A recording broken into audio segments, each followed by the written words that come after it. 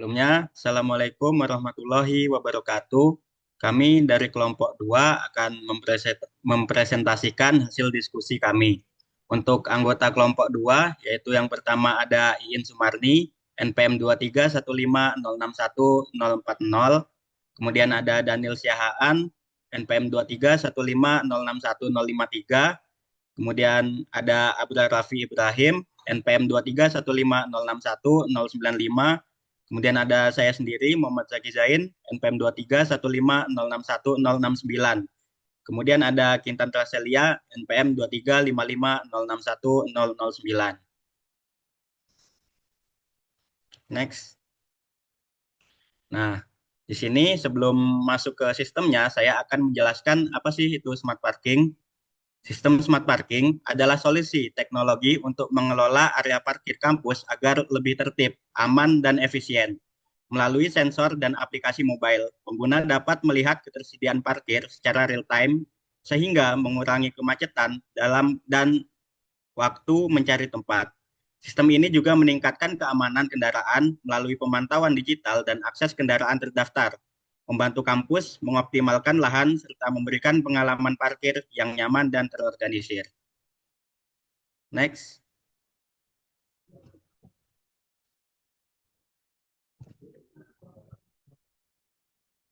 Nah, untuk latar belakang dari kami buatnya sistem ini, yaitu aktivitas akademik di Fakultas Teknik Universitas Lampung terus meningkat seiring dengan bertambahnya jumlah kendaraan mahasiswa, dosen, dan juga staf. Sistem parkir konvensional yang ada belum terkelola dengan baik, yang menimbulkan masalah seperti penumpukan kendaraan, sulitnya mencari tempat parkir kosong, lalu antrian panjang, dan juga risiko kehilangan kendaraan. Nah, untuk mengatasi hal-hal tersebut dibutuhkan inovasi berbasis teknologi, yaitu berupa smart parking system yang memanfaatkan sensor, basis data, dan aplikasi digital untuk menampilkan ketersediaan parkir secara real-time dan mengatur arus kendaraan lebih terstruktur. Dengan penerapan sistem ini, pengelolaan parkir menjadi lebih tertib, aman, efisien, serta meningkatkan kenyamanan dan efektivitas aktivitas di kampus.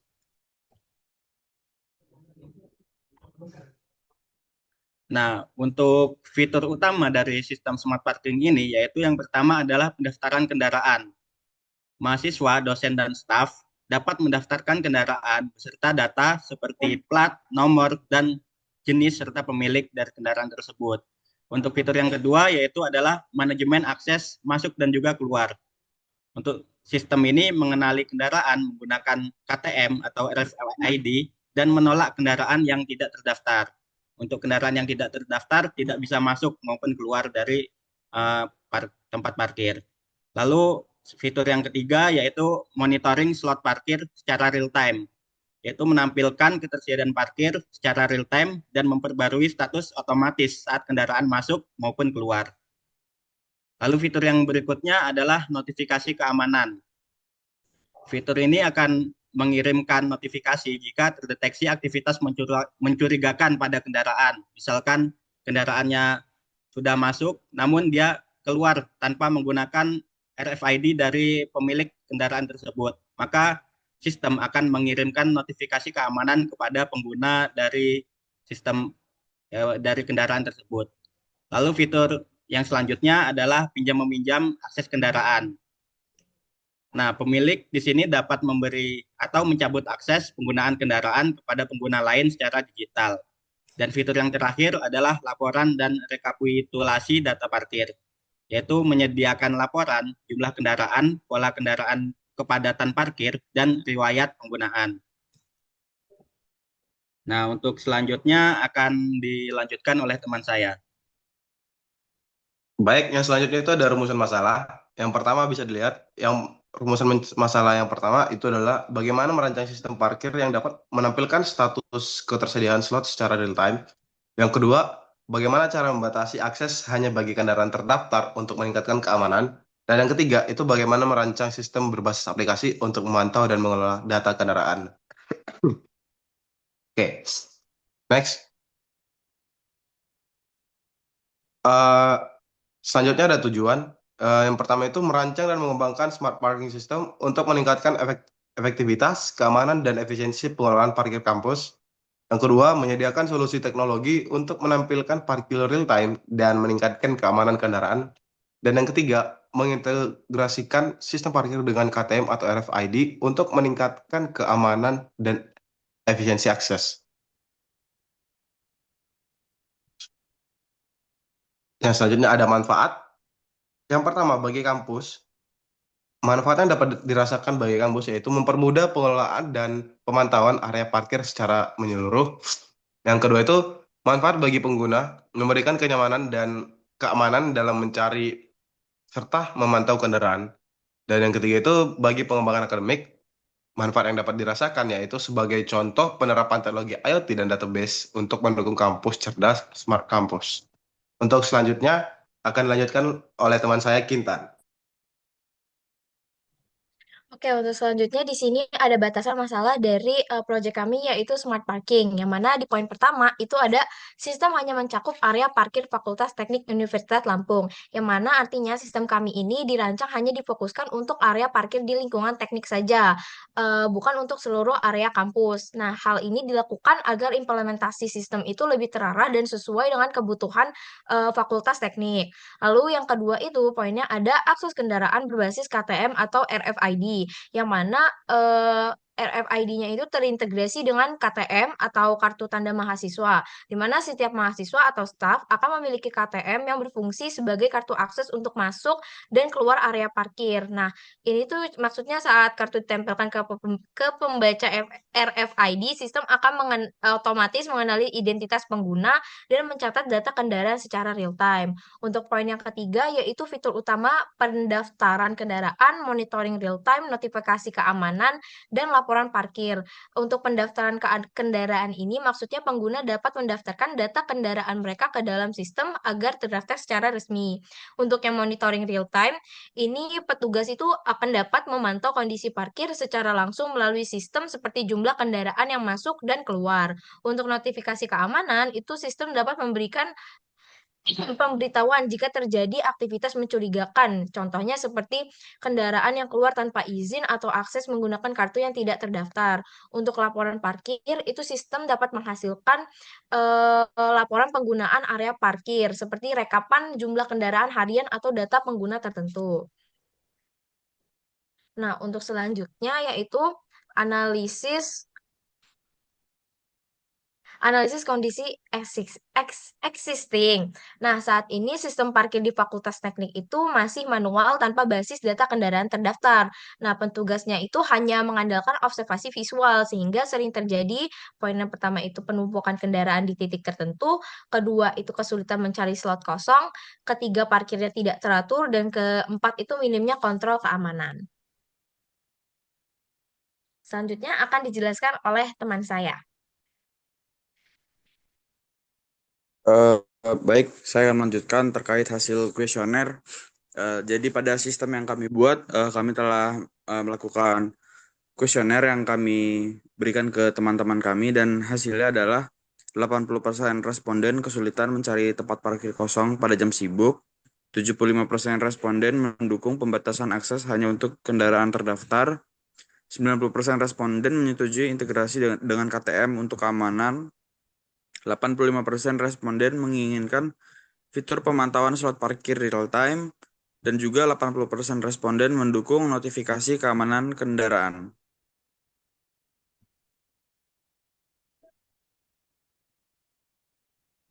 Lalu temuan di lapangannya, masalah utama yang berhasil kami identifikasi yaitu area parkir penuh dan tidak teratur, tidak adanya informasi ketersediaan slot, tidak adanya sistem keamanan berbasis identitas pengguna, dan juga manajemen data parkir belum terkomputerisasi.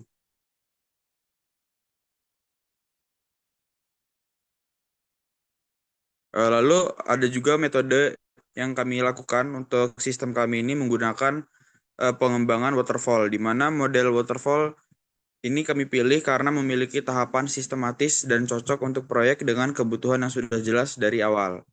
Di mana pertama ada analisa kebutuhan, yaitu identifikasi kebutuhan pengguna dan sistem. Lalu ada perancangan sistem atau desain untuk membuat rancangan arsitektur, database, dan juga UI.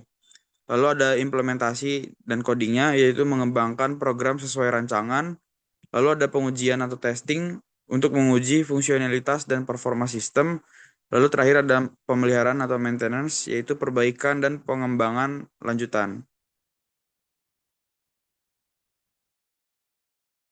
Oke, untuk evaluasi risiko dan mitigasi, saya izin menjelaskan. Untuk risiko ini yang pertama, ada sensor tidak akurat. Dampaknya seperti gangguan pembacaan dalam slot parking. Nah, untuk solusi yang kami temukan adalah untuk menggunakan sensor ultrasonik berkualitas tinggi. Risiko yang kedua yaitu saat server down. Dampaknya gangguan akses aplikasi maupun dari staff dan juga pengguna. Solusi yang kami temukan itu mengimplementasikan backup server. Ketiga, risikonya itu data pengguna bocor. Nah, ini dampaknya itu privasinya itu yang terlanggar. Nah, solusinya itu kami menggunakan enkripsi dan autentikasi KTM atau kartu tanda mahasiswa. Ke risiko yang terakhir atau yang keempat itu penolakan pengguna. Dampaknya sistem tidak dapat digunakan. Solusi yang kami temukan itu mengedukasi dan melakukan sosialisasi virtual smart parking.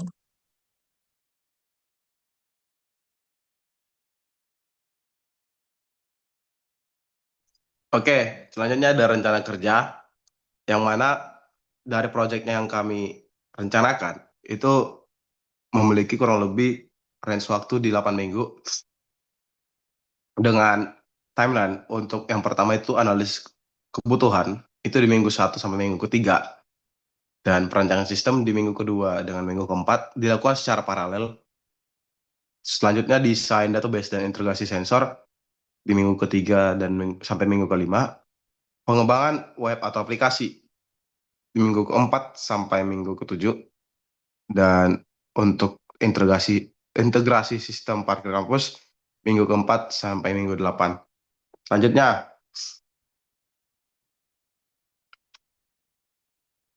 oke, yang selanjutnya itu adalah bisa dilihat ada work breakdown structure atau WBS, yang mana WBS ini disusun berdasarkan sistem kami buat, yaitu sistem smart parkir menggunakan kartu tanda mahasiswa atau KTM berbasis website. Terbagi beberapa pembagian ya job desk. Bisa dilihat keterangan kalau yang warna merah itu dikerjain oleh Abrar, biru itu oleh Zaki Zen, hijau itu saya sendiri Daniel Syaan, untuk yang ini orange ya, orange kuning ya. Orange dikerjain oleh Ein, dan untuk yang ungu dikerjain oleh Intan. Saya jelaskan dari perencanaannya. Kita ngambil paling kiri, yaitu dimulai dari perencanaan, analisis kebutuhan, penjadwalan dan milestone, pembagian tim dan peran, penyusunan anggaran, identifikasi risiko, serta sosialisasi edukasi pengguna registrasi kendaraan awal itu dilakukan oleh Abrar. Selanjutnya, perancangan arsitektur sistem, desain basis data, desain UI UX, desain proses bisnis, spesifikasi kebutuhan teknis itu dilakukan oleh Eni Sumarni.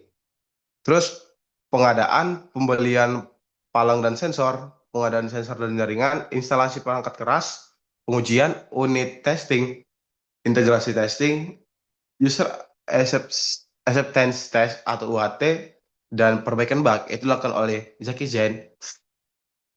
Dan yang warna hijau yang punya saya yang paling banyak, ini dimulai dari pengembangan back-end dan API, terus ada front-end dashboard, aplikasi mobile web, integrasi KTM dan validasi plat nomor, monitoring slot parking real time, fitur pinjam kendaraan, notifikasi dan keamanan, enkripsi data dan autentikasi, pemeliharaan, monitoring sistem, penanganan bug, feedback pengguna, serta penggunaan fitur dikerjakan oleh saya sendiri. Terus untuk bagian implementasi, persiapan server atau hosting, migrasi database, deploy sistem, dan dokumentasi sistem dikerjakan oleh Kintan Raselian. Oke, untuk selanjutnya saya serahkan kepada teman saya. Oke, jadi di sini ada use case diagram yang mana bisa dilihat bahwa ini adalah use case diagram dari sistem smart parking menggunakan KTM atau kartu tanda mahasiswa berbasis website. Nah, di sini ada dua aktor yaitu user dan juga admin. Dan dapat dilihat bahwa di sini ada 1, 2, 3, 4, 5, 6, 7, 8, 9, 10, 11 use case. Nah, Kalau dari yang user ini biasanya merupakan mahasiswa atau staf yang akan menggunakan area parkir. Dan kalau admin ini bertugas mengelola data sistem seperti menyimpan dan mencocokkan data pengguna serta mengelola laporan parkir. Admin juga biasanya memastikan sistem berjalan lancar dan data pengguna tersimpan dengan aman. Nah, yang pertama di sini user itu bisa login website.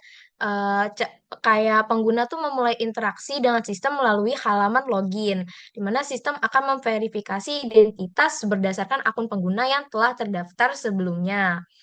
Lalu, user juga setelah login ke website itu bisa menginputkan data kendaraan. Nah, setelah login, pengguna tuh dapat memasukkan informasi kendaraan seperti nomor plat, jenis kendaraan, dan data lainnya. Yang ke Selanjutnya user juga bisa menempelkan RFID atau kartu identitas yang mana nanti tuh setelah kartu ditempelkan pada pembaca RFID, sistemnya otomatis akan mengenali data kendaraan dan pemiliknya. Nah, di sini juga user bisa melihat masuk dan melihat menu monitoring slot parkir, di mana user tuh atau pengguna bisa memantau ketersediaan slot pengguna secara real time melalui tampilan website. Nah, yang kelima itu melihat laporan. Yang dimaksud use case melihat laporan ini, sistem akan menyediakan laporan parkir seperti riwayat penggunaan, waktu parkir, atau jumlah kendaraan yang masuk. Berapa kalinya maksudnya. Nah, di sini kalau admin itu yang pertama tentunya use case-nya menyimpan data user, di mana admin akan menerima dan menyimpan data penggunaan dari hasil input si user. Kedua, ada mengirimkan data parkiran. Nah, di sini admin akan memastikan bahwa data kartu RFID itu sesuai dengan pengguna yang terdaftar. Lalu yang ketiga, itu membuka menu laporan. Nah, admin itu dapat memantau seluruh aktivitas parkir untuk kebutuhan evaluasi. Eh, Sekian dari penjelasan use case saya. Selanjutnya akan dijelaskan oleh teman.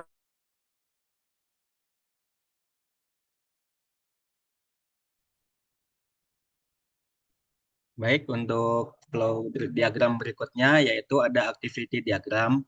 Untuk activity diagram di sini terdapat beberapa flow yaitu sesuai dengan fiturnya. Untuk flow yang pertama yaitu ada pendaftaran kendaraan. Nah, untuk pendaftaran kendaraan di sini user pertama kali akan login ke website. Setelah login maka user itu menginputkan data kendaraannya. Nah, setelah user menginputkan data kendaraan, maka sistem akan mengirim data yang telah diinputkan oleh user ke database. Nah, setelah itu database akan menyimpan data inputan tadi dari user. Setelah database menyimpan data, kemudian si sistem ini akan menampilkan notifikasi apakah data tersebut berhasil disimpan. Next.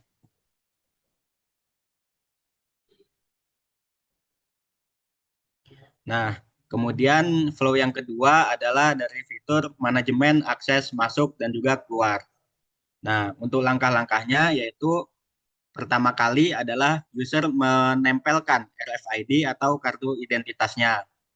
Kemudian sistem akan membaca KTM tersebut. Lalu eh, database ini akan mencocokkan datanya. Apakah dia valid ataupun tidak. Jika tidak valid, maka flow-nya akan kembali lagi ke user menempelkan RFID atau kartu identitas. Namun apabila dia valid, maka sistem akan membuka palang dan usernya masuk ke parkiran. Next. Nah, untuk flow yang ketiga yaitu fitur pinjam meminjamkan akses kendaraan. Untuk langkah pertamanya yaitu user login ke website, lalu masuk ke menu berbagi akses, kemudian memasukkan data penerima akses. Jadi siapa yang akan diberikan aksesnya. Kemudian sistem ini akan mengupdate data ke database. Lalu database akan menyimpan data izin akses dan sistem akan menampilkan notifikasi data berhasil diupdate. Untuk berikutnya akan dijelaskan lagi oleh teman saya. Baik, untuk yang berikutnya adalah monitoring slot parkir secara real time. Pertama tuh dari user akan login ke website, lalu masuk ke menu monitoring slot parkir, di mana nanti akan diproses oleh sistem untuk mengambil data informasi parkiran. Lalu berlanjut ke pemrosesan di database untuk mengirimkan data parkiran dan akan dikembalikan lagi ke sistem untuk menampilkan data parkiran dan akhirnya user dapat melihat informasi slot parkiran.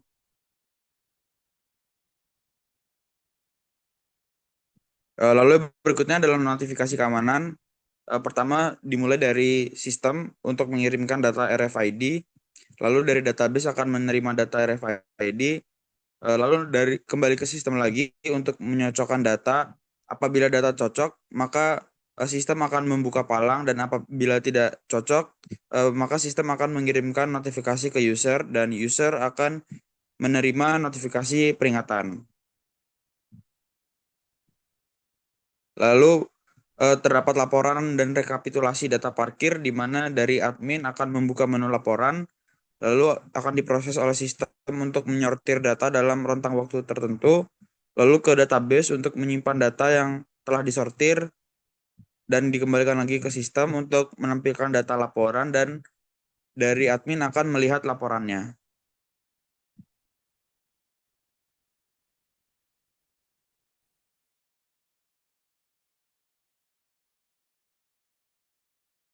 Baik, selanjutnya di sini saya akan menjelaskan mengenai desain antarmukanya dari sistem smart parking ini. Yang pertama ini ada splash screen-nya, kemudian di sini pengguna itu menginputkan nama, kalau misalnya mahasiswa, nama dan NPM. Selanjutnya klik daftar, kemudian ketika sudah menginputkan nama dan NPM, setelah itu login, next. Setelah login, ini bisa dilihat ada beranda dari sini navbarnya ada home, parking report, history, dan profile. Jadi di sini ada beranda yang P1 sampai P2, P3, P4, sampai P6 itu ini area parkirnya. Jadi di bagian beranda ini contohnya parkirnya itu sudah terisi 150 kendaraan. Total kapasitasnya juga 150 dan yang kapasitas yang tersedianya itu 0, sudah habis. Kemudian untuk bagian parking reportnya ini ada laporan dari setiap harinya, setiap tanggal, contohnya di tanggal 6 ada 167 kendaraan yang masuk dan 160 kendaraan yang keluar dalam waktu eh, jam 7 sampai jam 9. Kemudian untuk area P2 ini ada 167